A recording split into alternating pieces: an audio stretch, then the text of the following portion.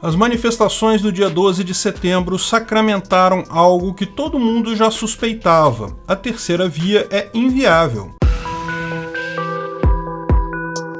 Este é o Visão Libertária, sua fonte de informações descentralizadas e distribuídas. Todo mundo já esperava que as manifestações do dia 12 de setembro seriam pequenas, mas o quão pequenas foram chega a ser chocante. No Rio, eu fui lá também ver. O pessoal investiu dinheiro, tinha 3 carros de som, um monte de faixas, só não tinha gente. Um pequeno grupo na sombra das árvores e nada além disso. Compare com as do dia 7. Em Brasília, ninguém apareceu. Daí a comparação fica até prejudicada. Em São Paulo, onde juntou no mesmo palanque Mandetta, Dória, João Amoedo, Ciro Gomes, não sei mais quem, mal encheu o pequeno espaço na frente do carro de som. De novo, compare com as do dia 7. A imprensa tradicional socialista está até agora desnorteada, dizendo que no dia 7 tinha 120 mil pessoas na Paulista e que no dia 12 tinha 50 mil.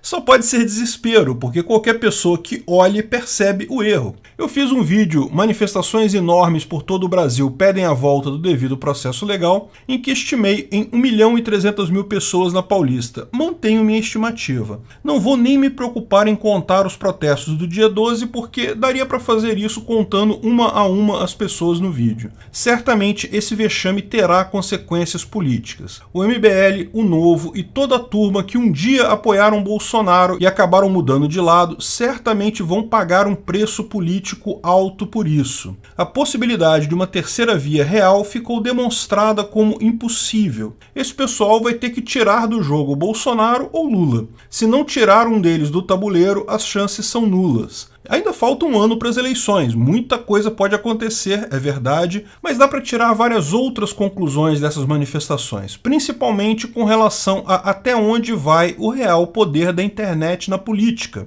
Porque o grupo da terceira via tem até bastante penetração na internet. Ciro Gomes e seu marqueteiro têm investido pesado no TikTok. Quem só assiste vídeos no TikTok pode até ficar com a impressão de que Ciro Gomes é alguém relevante na política brazuca. O MBL pode ser novato na política, mas não é na internet. Se você fosse guiar pelo ambiente da internet, veria que muita gente falando e chamando para esse evento do dia 12. Vários youtubers de peso, eles conseguiram ser chamados para vários hangouts nas vésperas do dia 12. Daí bate aquela dúvida. Muita gente acha que Bolsonaro deriva sua popularidade da internet, do fato dele ter uma grande rede de apoiadores, que é chamada de rede de fake news pelos detratores, que é onde Bolsonaro consegue seu apoio, porque ele não tem em outro lugar, não tem na mídia tradicional, não tem nos jornais. Então, como esse pessoal que é extremamente ativo na internet, que também tem uma montanha de grupos de WhatsApp que não conseguiu decolar, até onde a internet realmente ajuda na política? Todos nós já percebemos uma enorme distância entre a mídia tradicional e a realidade. A mídia tradicional coloca algumas notícias que, sinceramente, faz pensar se a pessoa está realmente com os olhos abertos ou se está dormindo e sonhando quando escreveu aquilo. Mas descobrimos hoje que existe também uma enorme distância entre determinados grupos na internet mesmo, grupos que também são focados exclusivamente no ambiente virtual, e a realidade fática do mundo lá fora. Meu ponto é que eles estão entendendo errado a internet. Eles encaram a internet ainda da mesma forma que encaram a mídia tradicional centralizada. Para eles, a internet é uma Rede Globo diferenciada, de pessoas falando determinadas coisas e assim influenciando outras pessoas. Mas não é assim que funciona a informação descentralizada e distribuída. Com a disseminação ampla, rápida e direta das ideias, os interesses passam a ter uma característica de nucleação e crescimento. As ideias e apoios surgem naturalmente como pequenos grãos, pequenos memes, no sentido original da palavra, cunhada por Richard Dawkins, e vão crescendo, se encontram outras pessoas que estão de acordo com aquela ideia. A esquerda, tanto a esquerda tradicional radical, da Rede Globo, PSOL, PT, quanto a centro-esquerda do PSDB, Novo, MBL, antagonista, acham que podem condicionar a rede. Ambos estão errados no mesmo sentido. Eles acham que se falarem mais alto, se colocarem mais propaganda, se criticarem mais os outros, as pessoas vão para o lado deles. Mas não é assim que a coisa funciona, porque ninguém se convence só com os outros falando na internet. Não é o mesmo que televisão. Tal como ninguém mais leva a sério pesquisas do Datafolha, argumentos de autoridade, é isso porque eu falei que é isso, perdem força. O que convence são ideias similares à sua e argumentos bem colocados para encaixar no modelo mental das pessoas. Falar mais alto não te dá mais alcance. Robôs da internet, por exemplo, são uma ilusão. Pode ser que um dia, com inteligência artificial 1000 vezes maior do que existe hoje, possam ter alguma significância. Hoje são irrelevantes e só servem para aplacar a dissonância cognitiva de quem não entende como outras pessoas têm tantos seguidores. Mesmo os mecanismos sofisticados do Google e do Facebook para tentar mudar a ideia das pessoas não funcionam. Como eu expliquei no vídeo Como o governo e as Big Techs estão doutrinando você. Bolsonaro não é forte porque ele vomita as vontades aleatórias dele sobre o povo e o povo o segue porque acredita nas fake news. Ao contrário, ele ouve as redes, ele se posiciona conforme for mais vantajoso de acordo com o que o pessoal já está direcionado na rede. Ele presta mais atenção nas redes do que tenta as guiar. Ele não é o líder que dá pão com mortadela e manda o pessoal fazer X ou Y.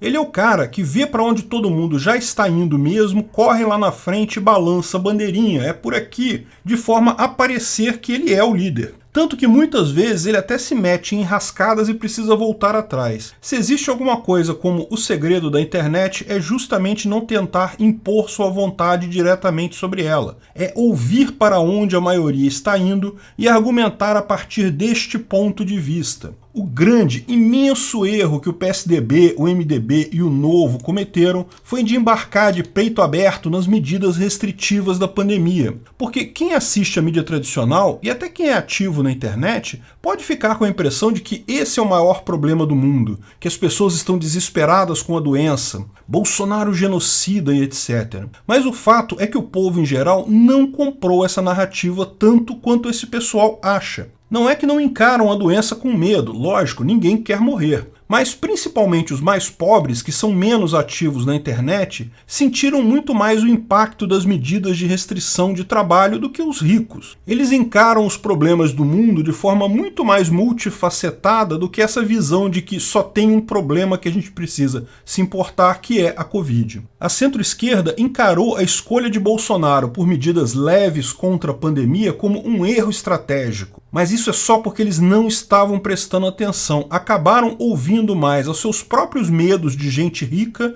Afinal, para o rico, ficar em casa é perfeitamente razoável. A Covid parece ser mesmo o único problema que existe. Mas acabaram assim embarcando numa canoa furada completa, até porque, na eleição de 2022, ao que tudo indica, a pandemia terá acabado. Bolsonaro ouviu as redes e tomou as medidas corretas. Além disso, lógico, esqueçam esse papo de terceira via. O fato é que a teoria dos jogos explica muito bem porque é impossível um candidato do centro. Sempre haverá polarização para cargos eletivos, qualquer que seja a eleição. Vamos imaginar, por exemplo, uma linha esquerda-direita descrevendo o espectro político no Brasil, com as diversas pautas colocadas ao longo dela. Eu sei que é uma simplificação tosca, eu mesmo prefiro o diagrama de Nolan para explicar o espectro político, mas ficaria complicado fazer os gráficos tridimensionais, vamos explicar dessa forma mesmo. Pode-se imaginar que a população tende a uma distribuição relativamente uniforme aí. A maior parte das pessoas, de fato, se importa muito pouco com política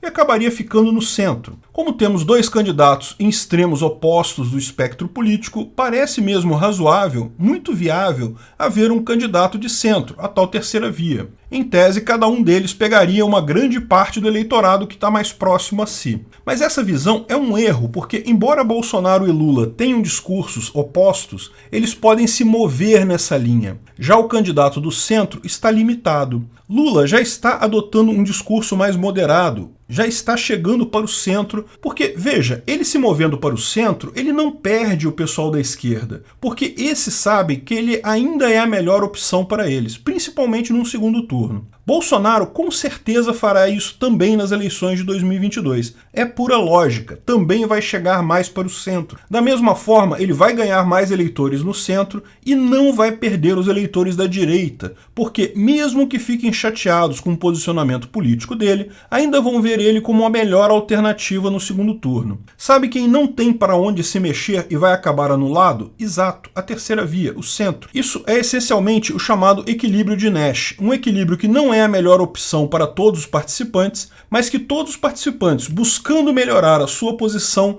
tendem a esse equilíbrio. Resta a esse pessoal da terceira via, como eu falei, tirar uma das duas figuras da disputa. Infelizmente, com essas manifestações michurucas, o seu cacife eleitoral diminuiu muito. Se tinham alguma chance de impeachment ou de tornar Bolsonaro inelegível, acho que tal possibilidade evaporou. Outra alternativa é apoiar um dos lados, o Bolsodória ou Lula-Dória, já pensou? Ou se contentar com o ostracismo político, o que nem é tão ruim assim, afinal, governos fazem mesmo muito pouca diferença. A briga de verdade, a briga que nós libertários estamos imbuídos, sempre vai ser indivíduo contra Estado.